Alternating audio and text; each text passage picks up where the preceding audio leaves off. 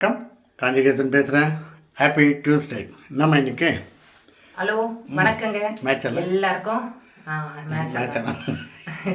எல்லாருக்கும் வந்து happy Tuesday, செவ்வாய்க்கிழமை.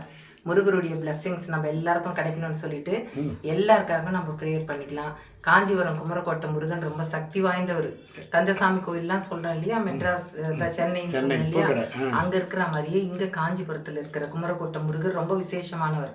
ஒரு முறை நீங்க வாங்க, காஞ்சிபுரம் காமாட்சி அம்மன் கோயில் பின்னாடி இந்த பக்கம் கச்சபேஸ்வரர், அந்த பக்கம் ஏகாம்பரநாதர், அப்படி போனீங்கன்னா அத்திவரதர், எல்லாரும் சுத்தி இருக்காங்க. அவங்களுக்கு நடுவில் நாங்களும் இருக்கோம். நிறைய ஹோட்டலும் இருக்குங்க. ஆமாங்க. இன்னைக்கு பிறந்த நாள் கொண்டாடுற பிள்ளைங்களுக்கும், திருமண நாள் கொண்டாடுறவங்களுக்கும், வேலைக்காக ட்ரை பண்றவங்களுக்கும், படிக்கிற பிள்ளைங்கள்லாம் நல்ல மார்க் எடுத்து பாஸ் பண்ணணும்னுட்டு எல்லாரும் ஆரோக்கியமா இருக்கணுங்க. அந்த ஆரோக்கியத்துக்காக நாம எல்லாரும், உங்களுக்காக நாங்களும், எங்களுக்காக நீங்களும் ப்ரேயர் பண்ணிக்கலாம். ஓகே, இன்னைக்கு என்ன சமையல் பார்க்கலாம். திருமண வரன் தரவங்களுக்கு சூப்பர் வரன் கிடைக்கும். ஸ்வீட். ஓகே, இன்னைக்கு எங்க வீட்டுல டிஃபன் கஞ்சிங்க. எங்க டிஃபன்ட்டு கஞ்சியை போடுறாங்க. ஆமா, கஞ்சி தான். வாரத்துல ஒரு நாள் கண்டிப்பா கஞ்சி. இன்னைக்கு மதியம் சூப்பராக இருப்பாங்க.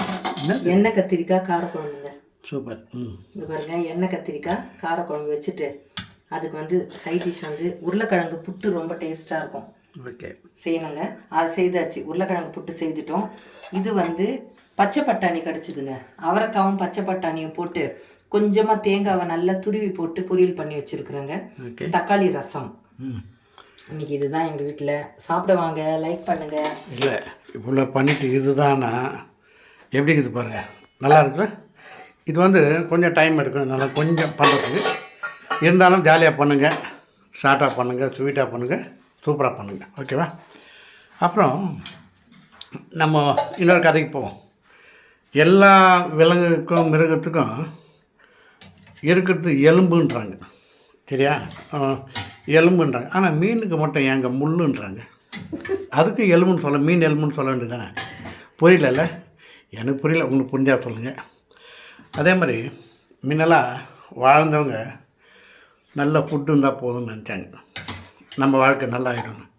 இப்போ இருக்கிற காலம் நல்ல துட்டு இருந்தால் தான் வாழ முடியும். இது தாங்க உலகம். கேர்ஃபுல்லாக இருங்க. இது ஜாலியாக எடுத்துங்க, ஸ்வீட்டாக எடுத்துங்க. ஓகே, லைக் பண்ணுங்கள், ஷேர் பண்ணுங்கள், சப்ஸ்கிரைப் பண்ணுங்கள்.